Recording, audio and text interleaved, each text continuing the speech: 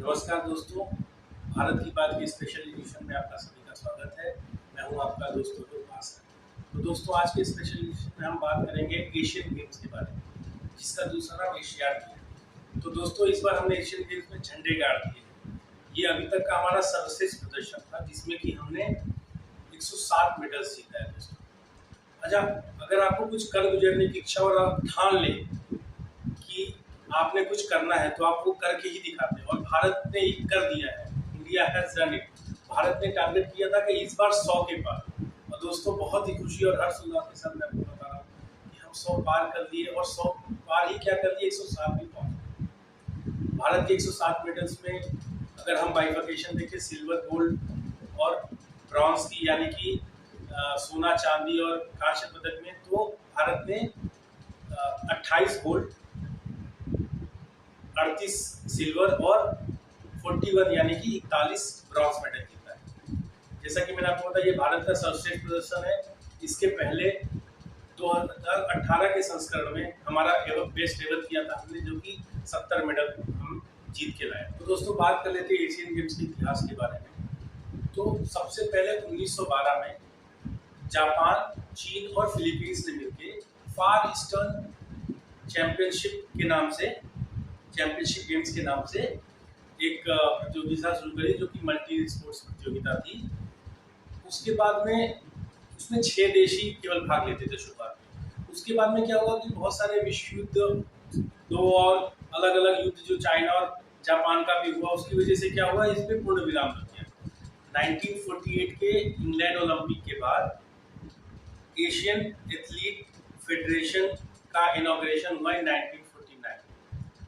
उसके बाद में भारत ने इसको थोड़ा सा इसमें अपना कोशिश किया, और दोस्तों आपको जानकर ये बहुत हर्ष होगा कि सबसे पहला जो एशियन गेम्स था वो 1951 में भारत में ही खेला गया। दोस्तों, एशियन गेम्स एक मल्टी स्पोर्ट्स गेम है।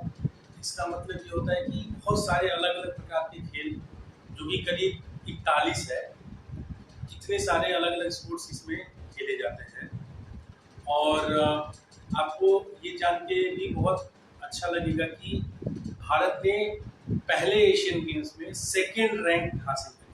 1951 से लेकर के 1978 में इसको एशियन गेम्स फेडरेशन जो है इसको चलाता था।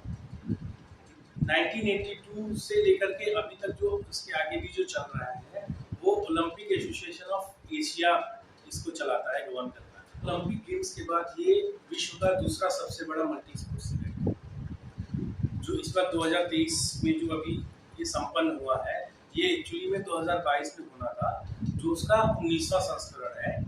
लेकिन आपको पता है ना, चीन के वायरस की वजह से पूरी दुनिया परेशान थी, एंड सो वाज चाइना।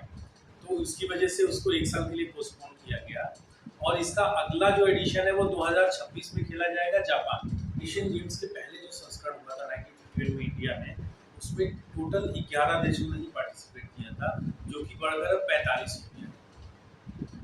जैसा कि मैंने आपको बताया था कि टोटल 41 टाइप्स ऑफ गेम्स है इसमें, और इस बार हमारा बेस्ट एवर परफॉर्मेंस था। इवन दो कि हम 1951 में सेकंड रैंक थे, बट हम टोटल 51 मेडल्स ही जीत पाए, जिसमें से 15 गोल्ड थे। तो दोस्तों, जैसा कि मैंने बताया 41 गेम्स होते हैं, लेकिन इतने अच्छा करने के बाद जो कि हमने इस संस्करण में किया, 19वें संस्करण में, उसमें 107 मेडल जीतने के बाद भी हम केवल 22 खेलों में ही अपना खाता खोल पाए।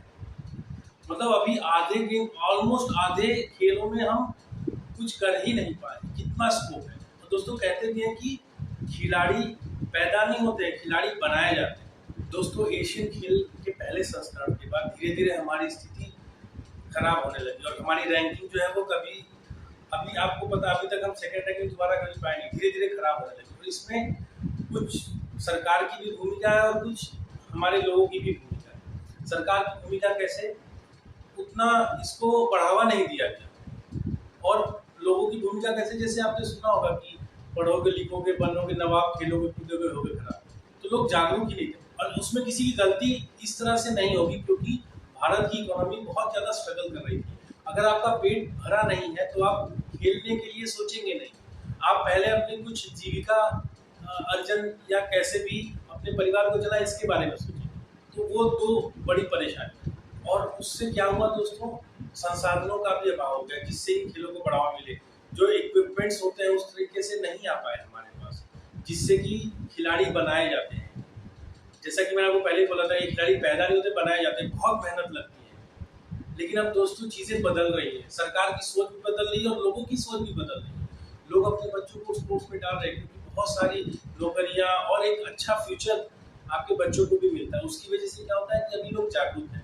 सरकार भी इसमें बहुत सारा खर्चा कर रही है, बहुत सारे स्टेडियम, स्पोर्ट्स एकेडमीज बना रही है अलग अलग जगहों पे, और इक्विपमेंट्स आ रहे हैं, तो नई प्रतिभाएं भी उससे बाहर आ रही है। और उसका नतीजा आप देख सकते हैं, इस बार के संस्करण में हमने कितना अच्छा काम किया है, बहुत ही बढ़िया। दोस्तों इस बार का जो बेस्ट परफॉर्मेंस था, आउट ऑफ 107 मेडल्स जो हमने जीता है, जो 3 सबसे, अगर बोलेंगे 3 कौन से ऐसे गेम थे जो जिसकी वजह से हम यहाँ तक पहुँच पाए, वैसे सभी का योगदान है। क्रिकेट में 2 गोल्ड हम ही ने जीता है, 2 गेम्स में 2 अलग अलग प्रतियोगिताएं थी, एक पुरुष और महिला की।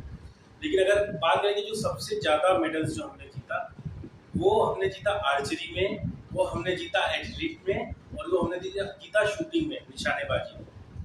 तो जैसा कि मैंने बताया, बहुत सारे सरकार के प्रयास भी हो रहे हैं, लेकिन ये काफ़ी नहीं है, इसमें हमें और बहुत सारा सुधार करना है। और जैसा मुझे लगता है कि एक मैं सुझाव के जैसे बताना चाहूँगा कि जो स्पोर्ट्स है ना, वो एजुकेशन में एक एक्स्ट्रा करिकुलर एक्टिविटी की वजह से होती है, जबकि ये एक सब्जेक्ट होना चाहिए। तो मैं ये भी सोचता हूँ कि अगर इसमें और ज़्यादा हम बढ़ावा देना चाहें तो ये स्कूल से ही शुरू करना पड़ेगा। और जैसा कि मैंने बताया कि sports curricular activity, extra curricular activity, और ज़्यादातर ये जो स्पोर्ट्स सब्जेक्ट होता है, अगर पढ़ाया भी जाता है स्कूलों में, तो ये आखिरी पीरियड रखा जाता है, और ज़्यादातर बच्चे जो है उसके पहले ही घर निकल जाते हैं, क्योंकि किसी का ध्यान नहीं।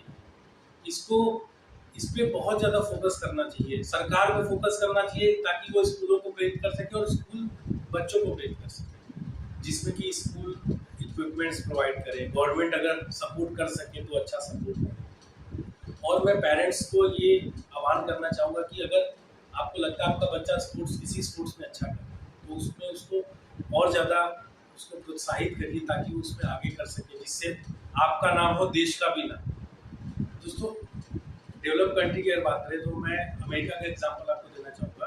अमेरिका में गेम पीरियड को जिम पीरियड कहते हैं। वहाँ पे क्या होता है, ये कंपलसरी होता है कि हर बच्चा उसमें जरूर जाना चाहिए, शामिल होना चाहिए क्लास में। और कोचेस होते हैं जो कि आपको अलग अलग आपकी प्रतिभा को देख के अलग अलग खेलों में आपको प्रोत्साहित करते हैं, और बच्चे उसमें आगे निकल के आते हैं। वैसे ही भारत में भी होना चाहिए। और मैं ये भी, मेरा सजेशन है कि ये इंटर स्कूल कंपटीशन जो होती है, इंटर कॉलेज या इंटर यूनिवर्सिटी कंपटीशन होते हैं, उसको और इंटेंस करना चाहिए, क्योंकि इंटरनेशनल स्टैंडर्ड से हमारा स्टैंडर्ड अभी भी बहुत कम है।